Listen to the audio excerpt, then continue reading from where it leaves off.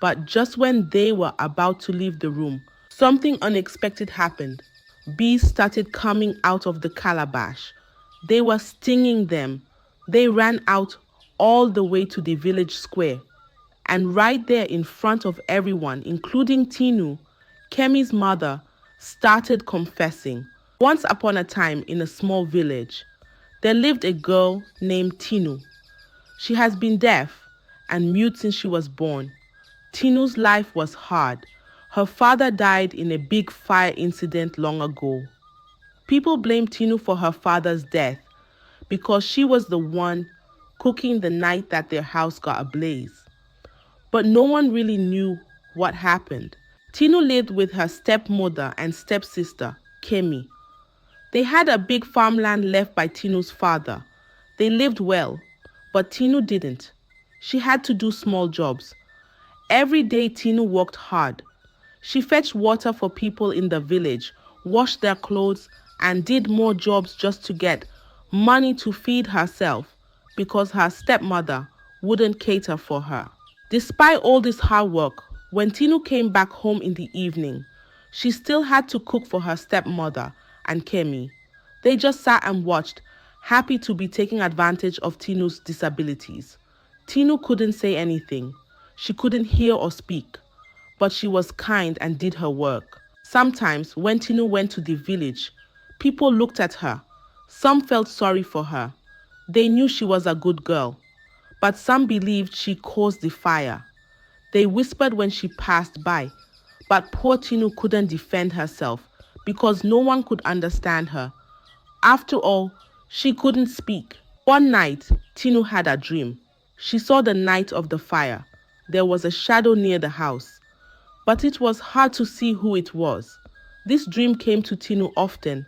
It was like a puzzle she couldn't solve. Tinu's life was not easy, but she didn't give up. She was strong and kind. Even with all the hard work and how people treated her, she kept going. Tinu hoped that one day things would get better. One day, Tinu and his stepsister Kimi went to the stream. They needed to fetch water. The stream was where everyone in the village got their water. So, it was a busy place with people coming and going. At the stream, they saw an old woman.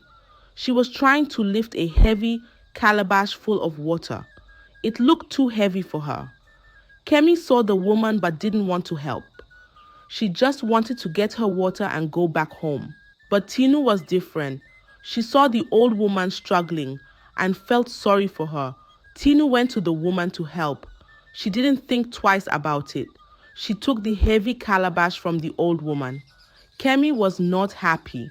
She told Tinu they didn't have time for this and that if they got home late, she would tell her mother that Tinu was playing in the stream.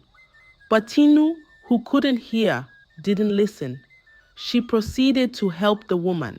The old woman was so thankful. She smiled at Tinu. Tinu felt happy she could help. The old woman then told Tinu something special. Using her hands to communicate with Tinu, she said the calabash was magical. It could grant wishes. Tinu didn't believe it at first, but the woman insisted. She gave the calabash to Tinu as a gift for her kindness. Tinu didn't know what to say. She just held the calabash, looking at it. The old woman then told her that when she is alone, she should open the calabash and make a wish. Anything she wished for, she would get. Tinu thought about it.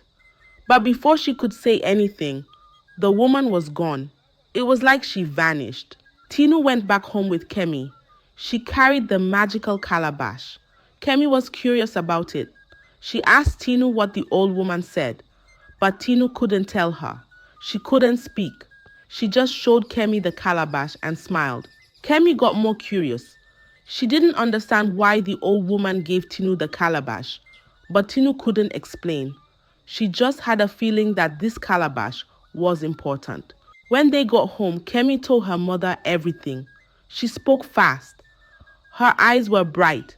She said, "Mama Tinu got a calabash. It was given to her by an old woman in the stream." Her mother's eyes grew wide. She started to smile. They both thought of the same thing. They wanted that calabash. Tinu came home later. She had the calabash with her. She was quiet, like always, but she had a small smile. She felt happy about the calabash. She didn't know Kemi had told their mother. Kemi and her mother waited. When Tinu put down the calabash, they took it. They were fast. Tinu turned around, and the calabash was gone. She saw Kemi and her mother with it.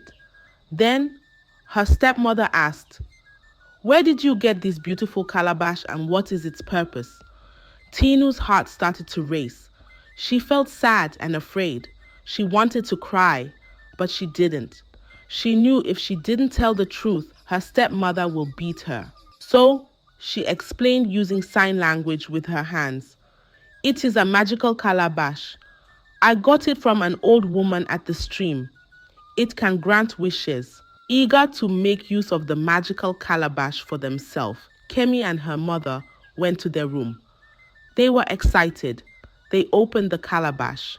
They wished for money, jewels, and many things. But nothing happened. They tried again, still nothing. They were confused and got real mad. They didn't understand what was going on. But just when they were about to leave the room, something unexpected happened. Bees started coming out of the calabash. They were stinging them. They ran out all the way to the village square. And right there in front of everyone, including Tinu, Kemi's mother started confessing. She said she was the one who set their house on fire when Tinu's father died. She was behind Tinu's mother's death too. And she was the one who made Tinu deaf and mute when she was born. She had used a charm from an herbalist. Tinu stood there, sad, crying. But what nobody knew was, Tinu had already opened the calabash before she got home. Right after she left the old woman, she whispered her wish into it, a wish to be able to speak and hear. And then, in front of everyone, Tinu started to speak. Her voice was clear. Her words were perfect. The villagers couldn't believe their ears. Her stepmother and Kemi were frozen in shock. The villagers listened to Tinu. They were surprised. Some couldn't believe what they were hearing. Tinu stood there, talking to everyone. She told them all about the years of mean treatment she got from her stepmother. Her words were touching, and the villagers listened. They could see her pain. They could feel it. Her stepmother and Kemi, they were ashamed, standing there with everyone looking at them. Tinu's time had come. She felt sad but also relieved. She had been quiet for so long. Now, she was speaking out. She told them everything. She told the villagers about her stepmother's cruelty. Her words flowed like a river that had been held back for too long. The villagers were angry at the stepmother and Kemi. They wanted justice. They supported Tinu. They said they would help her. They would make things right. Tinu's stepmother and Kemi were taken away. They would face the village elders. Tinu stood there, surrounded by the villagers. They were cheering for her. They said sorry for not believing her before. Tinu felt a weight lift off her. She had been alone for so long, but now she had the whole village with her. It was a moment of vindication for Tinu. After years of silence and suffering, she was finally heard and believed. Her wish to speak and hear had not only given her a voice, but had also unveiled the truth, liberating her from the chains of lies and deceit. You see, this story teaches us that no matter how difficult the circumstances, inner goodness and truth will always prevail. It also highlights the importance of not judging others based on appearances or disabilities. I hope you love the story. If so, please like the video, share it with your friends and family, and don't forget to subscribe to the channel and turn on the notification bell for more stories like this one. Goodbye.